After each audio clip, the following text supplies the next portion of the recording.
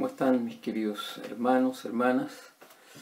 Qué gusto de tomar contacto a través de la red con ustedes una vez más. Qué importante es que nos podamos llamar hermanos, hermanos y hermanas. El Padre se contenta cuando nosotros valoramos el llamarnos hermanos, darnos cuenta que somos hijos del mismo Padre y que el amor de Cristo está en nuestros corazones, se ha derramado en nuestros corazones para que lo expresemos los unos con los otros. Qué bueno es que seamos hermanos. Hoy día quisiera compartirles unos textos que están en Romanos y básicamente porque son temas un poquito, tienen que ver con lo escatológico. Yo por supuesto no soy un especialista, sino quiero hacerlo como pastor. Y porque tengo una preocupación que he notado que se ha dado muchísimo a raíz de esto de la pandemia y la interpretación y lo que y las redes, digamos, han corrido con muchísimas información, entre comillas, o interpretaciones, citando textos del Antiguo Testamento referente al significado que esta pandemia tiene para el mundo o para la iglesia, o qué es lo que significa. Y me preocupa una cosa relativamente sencilla, que es que ha habido, pienso yo, una tremenda confusión entre lo que es el pueblo de Israel las promesas, lo que es para el pueblo de Israel y aquello que es para la iglesia. La iglesia es un pueblo y el pueblo de Israel es otro pueblo. Corren históricamente en forma paralela por 2000 años, pero tanto el origen como la historia y también el destino de estos dos pueblos son completamente distintos. Y las promesas, todo lo que está dicho para el pueblo de Israel desde Abraham para adelante, tiene su historia, como decía, su destino, sus promesas, y la iglesia, comenzando en Pentecostés, tiene también sus historias, pero son pueblos paralelos y como decía, todo lo que Dios le dijo a Abraham, todas las profecías respecto al pueblo y todas las promesas son propias del pueblo de Israel, y todo aquello que es para la iglesia es para la iglesia. Y claro, también es bueno darse cuenta de que el destino de la iglesia es el cielo. Vamos a ser arrebatados si es que estamos vivos, o resucitados si es que estamos muertos, cuando el Señor venga. Y nuestro destino como iglesia es el cielo. Pero el destino del pueblo de Israel es gobernar la tierra. Es estar en la tierra y gobernar juntamente con Cristo cuando Él venga en su segunda venida, ya no en las nubes, sino en su segunda venida al monte de Sión y a Jerusalén, donde establecerá su reino. Son destinos completamente distintos. Por eso que quiero animarles a leer en ese marco, considerar las profecías y las promesas, cómo se van cumpliendo, pero siempre siendo muy estrictos, ¿verdad?, con lo que es un pueblo y el otro. Por esa razón quisiera que leyéramos juntos hoy día un pasaje que está en Romanos 11, y son conceptos que Pablo expresa para el pueblo de Israel y para los gentiles. Pablo, escribiendo el libro, en la carta de los Romanos, él expresa su tremenda preocupación por su familia, por su etnia, por sus parientes, en los capítulos 9, 10 y 11 de Romanos. Y él en el verso 17 del capítulo 11 anota una ilustración que nos habla de estos dos pueblos claramente. Y vamos a leerlo, el capítulo 11, desde el 17 al 24. Y dice: algunas ramas del árbol de Abraham, es decir, algunos del pueblo de Israel, han sido arrancadas, y ustedes, los gentiles, otro pueblo, que eran ramas de un olivo silvestre, fueron injertados. Así que ahora ustedes también reciben la bendición que Dios prometió a Abraham y a sus hijos, con lo cual comparten con ellos el alimento nutritivo que proviene de la raíz del olivo especial de Dios. Entonces dice aquí, con lo cual comparte con ellos el alimento nutritivo. Dice también la bendición que Dios prometió a Abraham. Y eso lo encontramos en Génesis 12. Génesis 12. Dice: el Señor le había dicho a Abraham: deja a tu patria y a tus parientes y a la familia de tu padre y vete a la tierra que yo te mostraré. Y aquí están las promesas: haré de ti una gran nación, para el pueblo de Israel. Te bendeciré y te haré famoso, a él, a Abraham, y serás una bendición para otros. Bendeciré a quienes te bendigan y maldeciré a quienes te traten con desprecio. Y dice: todas las familias de la tierra serán bendecidas por medio de ti.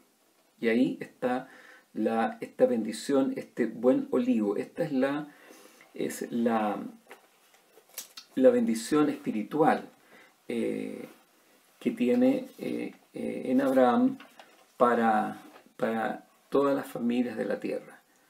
Es denme un segundo. Es el linaje espiritual de Abraham. Ese es el buen olivo, donde los gentiles son injertados y algunas ramas, algunos de los israelitas son desgajados, sacados de ese buen olivo, de ese linaje espiritual de Abraham, que Dios le prometió a Abraham. Entonces sigamos con la lectura.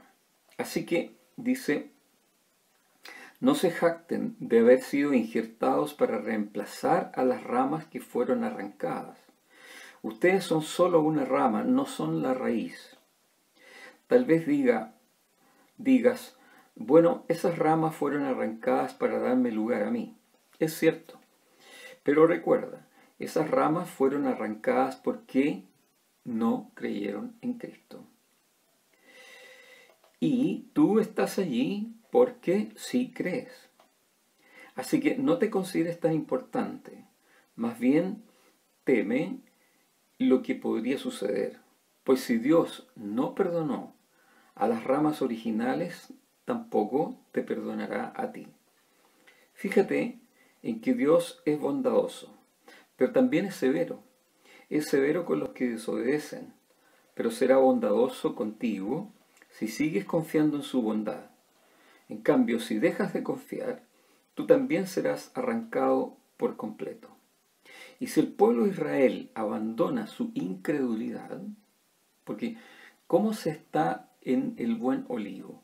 Se está por creer. Y muchos del pueblo israelita fueron desgajados, arrancados de ese buen olivo, ese linaje espiritual, esa bendición espiritual en Abraham, fueron por su falta de fe, por no reconocer a Jesucristo, por no reconocer al Mesías ni confiar en él. En cambio, los gentiles que sí creyeron, fueron injertados en esta promesa en este linaje espiritual de Abraham. Y si el pueblo de Israel abandona su incredulidad, volverá a ser injertado, pues Dios tiene poder para volver a injertarlo en el árbol. Tú por naturaleza eras una rama cortada de un olivo silvestre. Por lo tanto, si Dios estuvo dispuesto a ir en contra de la naturaleza al injertarte en un árbol cultivado, Él estará mucho más dispuesto a injertar las ramas originales en el árbol al que pertenecen. Entonces hay dos pueblos, los gentiles y los judíos.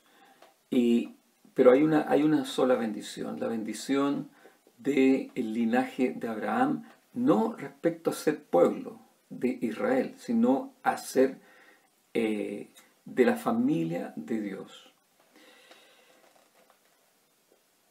Sigamos ahora con la segunda parte, el segundo texto, porque este era como el contexto. Hay dos pueblos, Israel, que transitoriamente ha sido parte de él, ha sido desgajado del olivo especial, el olivo bueno de Dios, y los gentiles han sido injertados, los que han creído.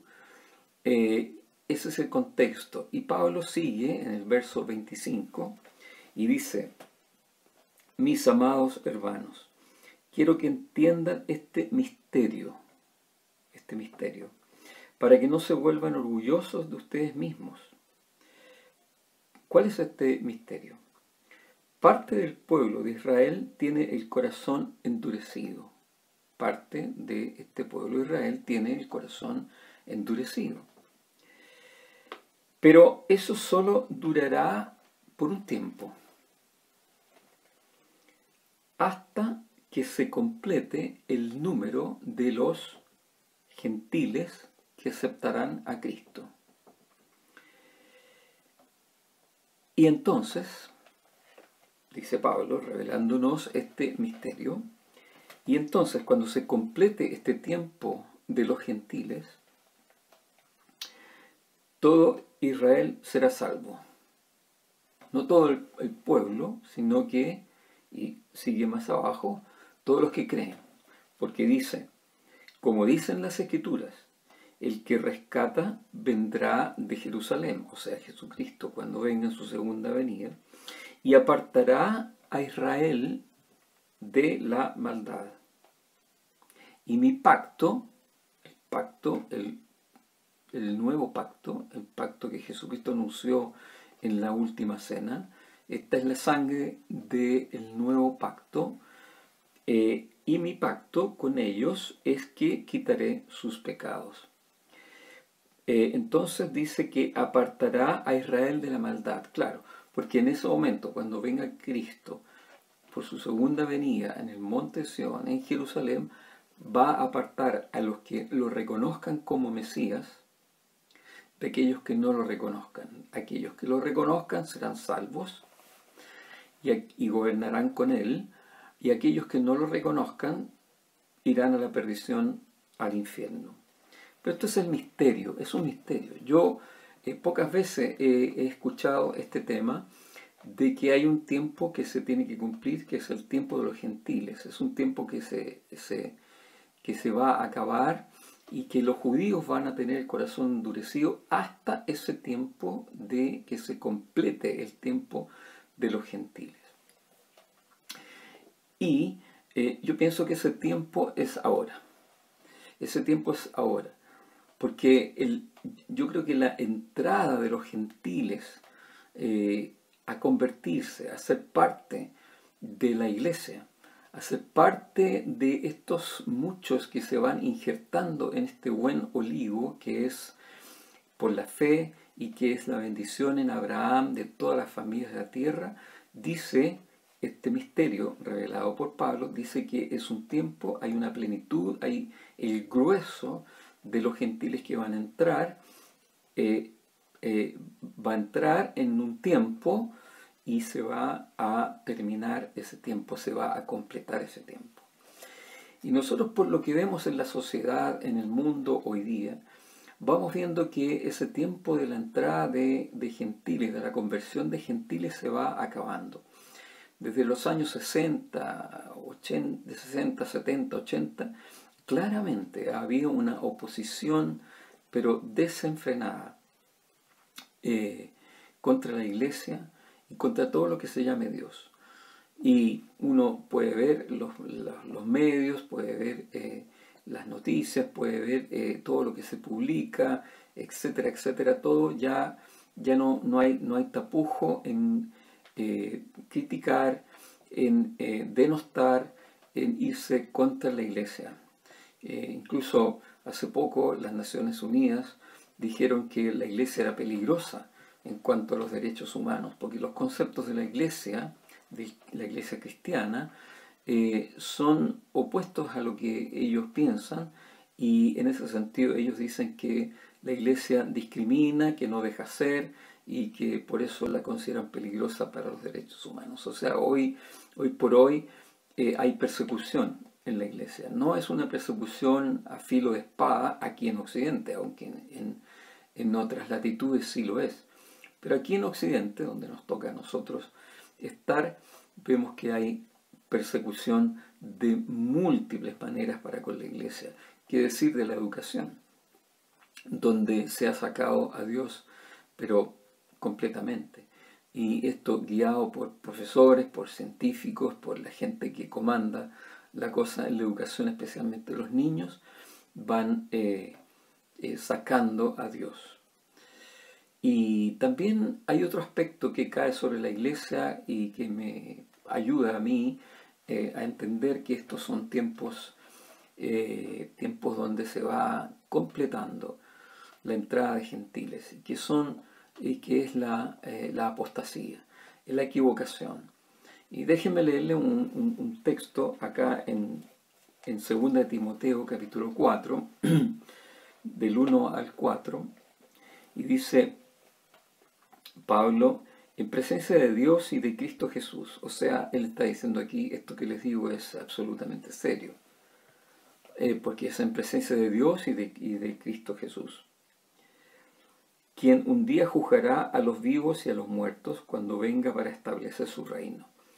Te pido, le dice a Timoteo, encarecidamente, predica la palabra de Dios, mantente preparado, sea o no el tiempo oportuno. Corrige, reprende y anima a tu gente con paciencia y buena enseñanza. Y miren, y dice, llegará el tiempo en que la gente no escuchará más la sólida y sana enseñanza. La sólida y sana enseñanza. La sana doctrina, dice la versión Reina Valera. Seguirán sus propios deseos y buscarán maestros que les digan lo que sus oídos se mueren por oír. Rechazarán la verdad e irán tras los mitos. Muchos entonces se equivocan y hay muchas posiciones, muchas teologías, pero absolutamente equivocadas, porque ponen otras cosas, la prosperidad, el dominio sobre las naciones, o el intento de dominio sobre las naciones, la realización personal e incluso el servicio, etcétera, etcétera, por sobre Jesucristo como el Señor de la iglesia. Y entonces son como dice acá, son gente que no escuchará más la sólida y sana enseñanza, sino que seguirán sus propios deseos y buscarán maestros, gente que les arme lo que ellos quieren escuchar. E incluso se constituyen iglesias y congregaciones, etcétera, donde lo que se predica es lo que la gente quiere escuchar. Quiere escuchar la música, quiere el ruido, quiere la emoción. Iglesias que suscriben y van diciendo, bueno, hay que ser tolerante, por lo tanto llegan a tolerar la homosexualidad, y tantas otras cosas, incluso en sus pastores o en sus congregaciones, etcétera, etcétera. Entonces son tiempos donde hay persecución por un lado, pero también hay equivocación, hay apostasía. Y por eso nosotros tenemos que estar muy juntos. Tenemos que animarnos mutuamente, cuidarnos mutuamente en lo que predicamos, en lo que es la sana doctrina entre nosotros. Orar unos por otros para que nadie se equivoque, nadie haga otra cosa que es distinto al consejo de Jesucristo y de sus apóstoles. Nosotros tenemos esa misión entre nosotros como pastores, pero también ustedes como nuestros hermanos en Cristo, estar atentos, leer la Escritura, preocuparse de la Escritura, instruirnos para no equivocarnos y siempre vivir en la sana doctrina. Hay mucho ruido, hay mucho ruido. Y una última cosa respecto a esto. He notado y quiero animarlos, mis queridos hermanos, hermanas, a no entrar en ese ritmo, en esa canción que es autoflagelante para la iglesia cristiana, que dice que he llegado a escuchar que los pastores no hacen esto, no hacen lo otro, que, que está todo malo. Encuentra todo malo, que no se hace, que etcétera, etcétera. Es como yo diría que es casi como un espíritu de repente de crítica fea para con la iglesia de Jesucristo. Yo creo que la iglesia, tú y yo, no somos perfectos, pero sí somos parte de la gloriosa y santa iglesia de Jesucristo. Es su iglesia, la iglesia cristiana. Y Él sabe perfectamente y conoce los corazones de los que son los que aman al Señor con todo su corazón y aquellos que son cristianos nominales. Pero nosotros no critiquemos al voleo, no critiquemos todo, sino que seamos pacíficos, seamos gente que observa, que ora y que tiene paciencia con todos.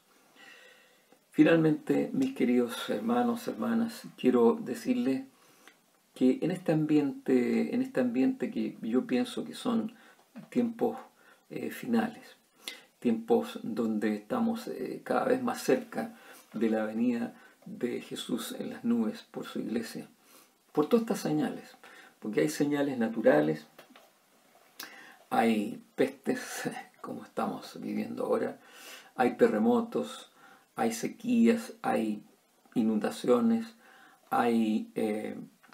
y también hay guerras por todas partes.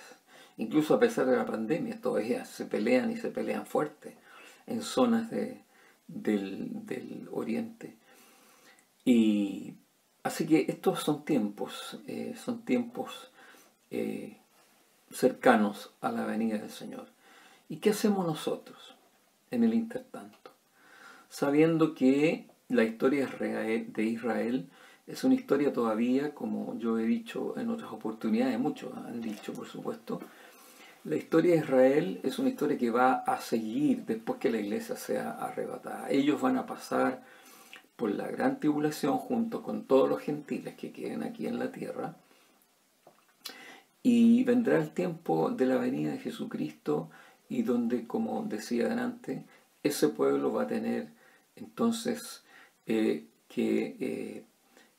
ser salvo los que crean en el Mesías y perderse aquellos que desestimen al Mesías, a Jesucristo.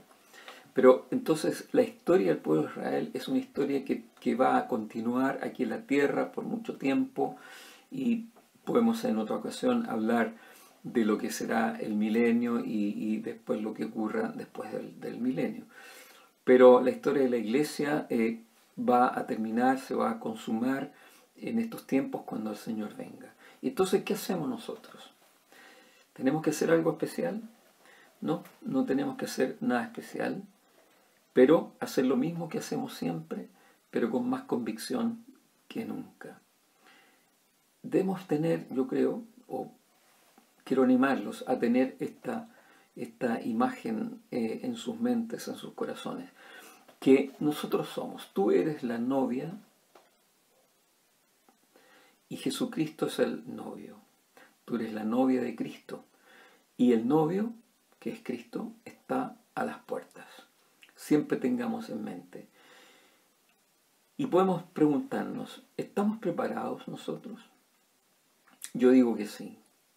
Estamos preparados no por nuestros méritos. Tú no estás preparado necesariamente por tus méritos, sino estamos preparados porque creemos en los méritos de Cristo, quien nos hace salvos, quien nos salva de nuestra condición y nos pone en el camino al Padre y nos llevará junto con Él.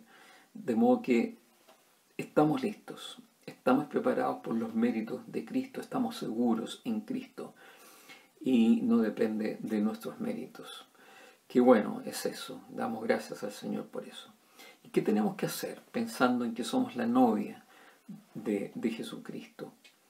Tenemos que acercarnos a Él por medio de la oración y la palabra. Siempre tenemos que hacer eso, pero ahora, repito, con más convicción, con más acento, con más dedicación. Dedicarnos a la oración, a la lectura de la palabra, a meditar en ella. Tenemos que estar en santidad, estemos en santidad, arrepintámonos y sintamos la paz de Cristo al arrepentirnos, la limpieza de nuestras conciencias, de nuestros corazones, por causa de la sangre de Cristo. Arrepintamos y andemos en santidad, apartémonos del mundo, nosotros no somos del mundo, apartémonos del mundo y andemos en santidad que agrada al Señor. Como alguna vez dije, ¿qué hay que hacer para ser santo? Y esa misma pregunta se la hizo la hermana de San Agustín. Agustín, ¿qué hay que hacer para ser santo? Y el sabio Agustín le dijo una sola palabra: querer. Querer, claro. Querer, para que el Espíritu Santo haga la obra en nosotros, para nuestra separación del mundo, para nuestra santidad. ¿Qué más? Estemos juntos, unidos y reconociéndonos como miembros del mismo cuerpo, del cuerpo de Jesucristo, los unos con los otros, pertenecernos los unos a los otros, animarnos mutuamente, edificarnos mutuamente, servirnos mutuamente, con el amor de Cristo entre nosotros. Pero eso, que no sean frases, sino que sean una realidad con nombre y con apellido. Si tú puedes, para ti la iglesia son algunos cercanos, no son todos, podemos orar por todos, pero podemos estar cerca y reconocer a unos pocos, pero a esos pocos hay que hacerlo con esa convicción de que somos hermanos, que somos la novia de Jesucristo. Y finalmente, o no finalmente, pero coloco yo, digamos, que ¿qué más hacer? Tener un fuerte anhelo por la venida de Cristo, por su iglesia. Todos los días, mirar y anhelar su venida. Todas las otras cosas que estén bajo ese parámetro, Señor, te esperamos. Todas aquellas presiones, todos aquellos sufrimientos, todas aquellas restricciones, todas aquellas incomodidades, pesares, etc., que no se comparan con la gloria que vamos a experimentar cuando nos encontremos con el Señor. Que todas las cosas las soportemos, las llevemos con esa expectativa, con ese anhelo precioso de mirar y de esperar al novio de nosotros que somos iglesia.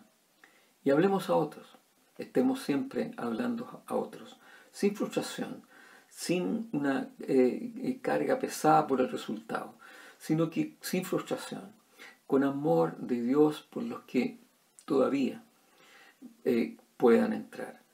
Yo creo que el tiempo de los gentiles se está acabando y el grueso de los gentiles ya entró, pero todavía quedan algunos.